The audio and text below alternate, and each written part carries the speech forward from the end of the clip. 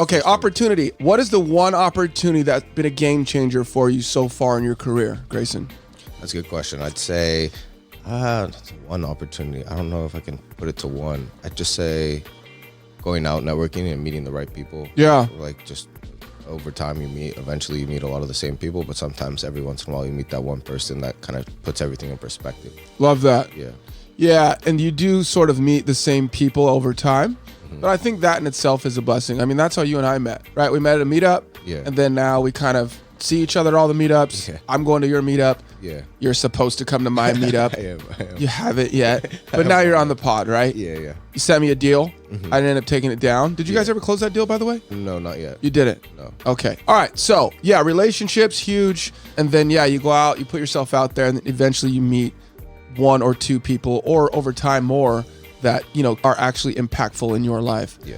I agree with that. Communication is the C. What's your most important communication tip?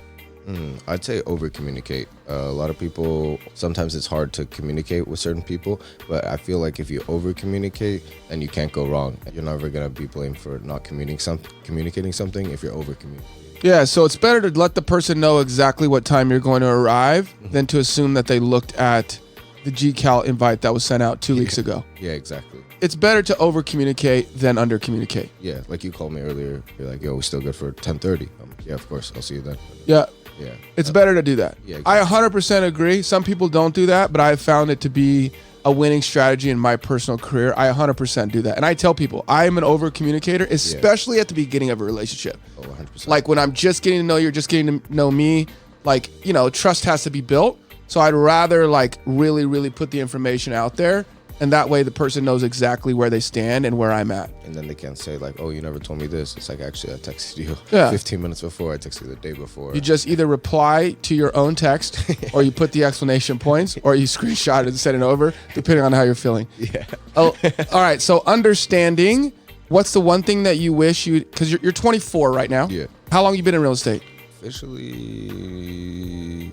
9-10 months. So new. Yeah, very new. Yeah, dude, you're getting after it. Yeah, I love it, bro. Thank you. What's the one thing that you wish you would have understood earlier in your career? So one thing is just being able to analyze deals, understanding comps, understanding, you know, potential, understanding zoning, stuff like that. Because that's a lot of things that like the basic agent might not know or might not translate to their client. You know, they're like, oh, this property's great, you know, like it has this and it has that. But they don't say like, oh, this is the zoning, this is what you can do from it.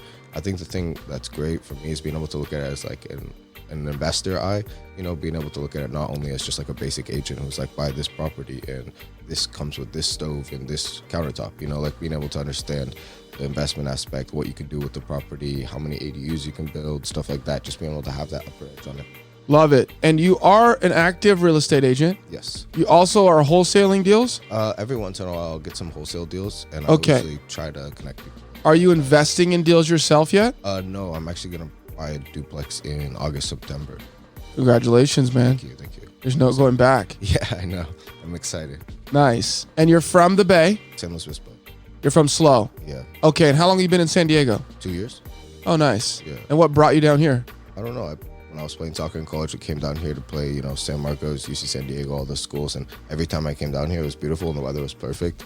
And all the people seemed chill. And I was like, looks like I'm going to move there. And I was just like... My favorite city in the world, dude. Yeah, you can't... Once you come here, there's no going anywhere. 100%. Yeah. There's a lot of people that have buyer's remorse across the country. Sorry for all you people that moved to Texas.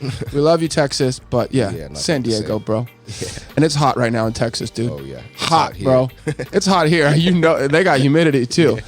All right, so success. What is one thing that you would attribute your success to? I would just say like the amount of work like I've been putting in since I started. Like even before I got my license, I was already, you know, going to networking events, checking out open houses, shadowing open houses, like following people that were doing the right things and that were selling houses. I was just trying to mimic and learn and understand everything they were doing.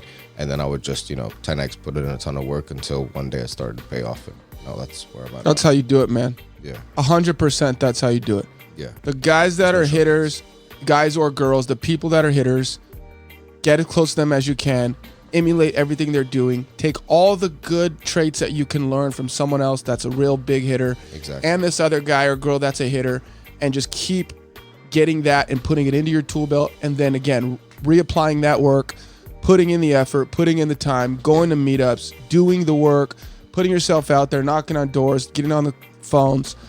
Bro, over time, a year, 2 years, 3 years goes by, you're going to be lapping people that have been in the game for 10 years. Compound, just 100%. The amount of work you put in. And really, in your space as an agent, dude, you know, it's tough at the beginning. Oh, yeah. You got to earn your stripes. There's a lot you're learning, and then putting yourself out there. Then you got to deal with the youth thing, agents that have been in the field that have deep relationships. You're breaking in, right? Mm-hmm. But it only takes really one really strong relationship, especially in a market like this. You can make a lot of money. Yeah, 100%.